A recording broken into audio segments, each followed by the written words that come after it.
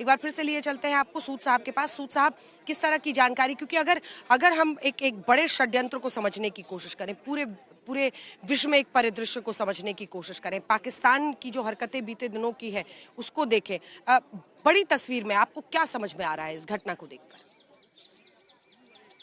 देखिए, मैंने पहले भी कहा, बड़ी तस्वीर ये है कि पहली चीज तो कश्मीर का इशू जो इंटरनेशनली ट्रैक्शन उसमें बहुत कम हो रही थी, उसको दोबारा रिवाइव करना है। दूसरी चीज ये कि इंटीरियर में सीमावर्ती राज्यों में तो ब्लास्ट होते रहे हैं, परंतु इंटीरियर में ये ऐसा ब्लास्ट पहली बार लगभग 2 दशकों के बाद हुआ है। 2009 के बाद, बॉम्बे ब्लास्ट के बाद पहली बार हुआ है। तो इसका एम ये है कि एक तो जनता में दहशत फैला देना, और दूसरा इसको ये सरकार को ये बता देना कि हम अभी भी एक्टिव हैं, आप ये ना समझें कि हम लोग खत्म हो गए हैं। इसलिए मेरा ये सोचना है कि हमें हमारे इंटेलिजेंस और सिक्योरिटी जो एस्टेब्लिशमेंट्स हैं उनको काफी अलर्ट रहना पड़ेगा, और पहलगाम के 6 महीने के अंदर अंदर इतनी बड़ी घटना फिर हो जाती है। रिकवरीज हो रही हैं, ये बहुत अच्छी बात है, और उसके लिए जो भी पुलिस एजेंसीज और सिक्योरिटी एजेंसीज है उन्होंने बड़ा अच्छा काम किया। परंतु इतना सामान, जैसे लगभग कह रहे हैं 3600 लीटर अमोनियम नाइट्रेट रिकवर हुआ, या इस गाड़ी में जो भी ब्लास्ट रिकवर हुआ होगा, वो सब चीजें आ कहां से रही हैं, कैसे प्रोक्योर हो रही हैं, इन सब चीजों के ऊपर इंट्रोस्पेक्ट करने की जरूरत है।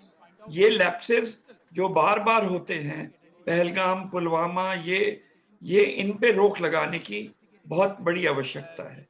और दूसरी चीज आप देखें, दिल्ली में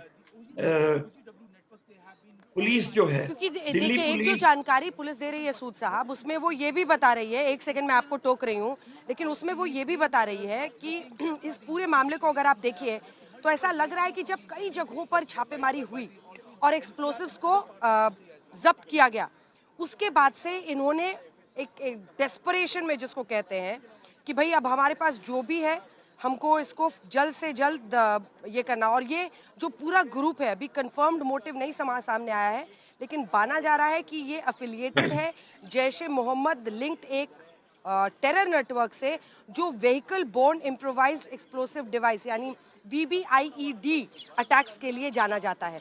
और ये साफ इशारा कर रहा है कि आखिर किस तरह से, मतलब फिर आखिरकार इनके पास जितना भी एक्सप्लोसिव था उसके साथ गाड़ी में आते हैं, 2-3 घंटे इंतजार करते हैं, क्योंकि उनको ऐसे वक्त पर यहाँ धमाका करना था जब थोड़ा अंधेरा हो जाए, जब भीड़ थोड़ी हो जाए, और उसके बाद यहाँ पर आकर ये धमाका कर दिया जाता है। आप भी इसको इसी तरह से देख रहे हैं? मैं बिल्कुल सहमत हूं कि जो रिकवरीज हुई हैं उससे ये लोगों ने सोचा कि बाकी और रिकवरीज भी ना हो जाए, उससे पहले पहले हम ये कार्रवाई कर लें, जिससे है कि अटेंशन हमारी तरफ आ जाए। क्योंकि जो जिस हिसाब से सिक्योरिटी एजेंसीज बढ़ रही थी, मुझे लगता है 1-2 दिन में अगर इन तक पहुंच जाती वो, परंतु क्वेश्चन यही रह जाता है कि पहले कैसे इतना सामान आ गया। और ये मैं बिल्कुल सहमत हूं कि ये व्हीकल बोर्न आईडीज हैं और सुसाइड अटैक्स हैं। ठीक है, मैं लौट रही हूँ एक बार। गृह मंत्रालय में इस वक्त बैठक शुरू हो गई है और जितेंद्र बहादुर हमारे साथ, हमारे सहयोगी जुड़ रहे हैं। जितेंद्र, बैठक शुरू हो गई है, कौन कौन शामिल हो रहा है इस बैठक में गृह मंत्री अमित शाह के साथ? देखिए अंजना, बैठक जो है वो 11 बजे शुरुआत होगी। केंद्रीय गृह मंत्री अमित शाह की अध्यक्षता में ये बैठक की जा रही है, और सबसे बड़ी बात यह है कि इसमें दिल्ली पुलिस कमिश्नर के साथ साथ NIA की DG, NSG की DG और इसके साथ ही IB चीफ को इस बैठक में बुलाया गया है।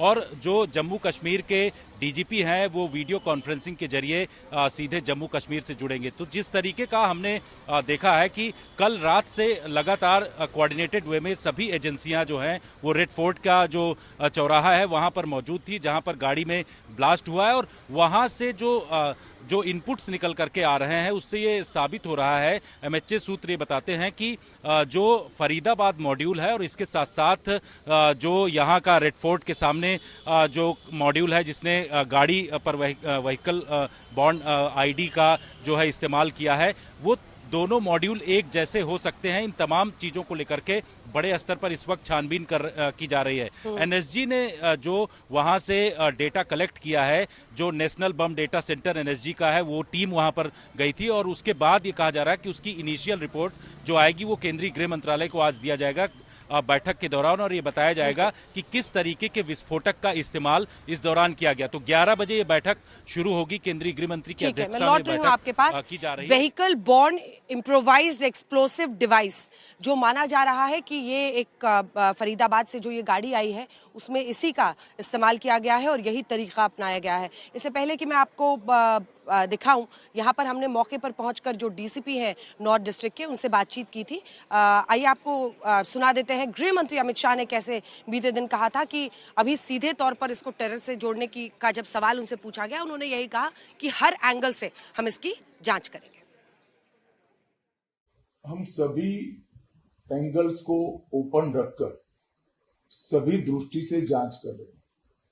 घटना किस कारण से हुई ये अभी कहना बहुत मुश्किल है। जब तक विस्फोट के स्पॉट पर से जो स्पेसिमेंस मिलेंगे, इसका जब तक एफएसएल का एनालिसिस, एनएसजी का एनालिसिस नहीं होता, इसके बारे में कुछ भी कहना दिक्कत है। मगर हम किसी भी एंगल को बंद नहीं मानते हैं। सभी एंगल का हम दृढ़ता के साथ आगे जांच करें।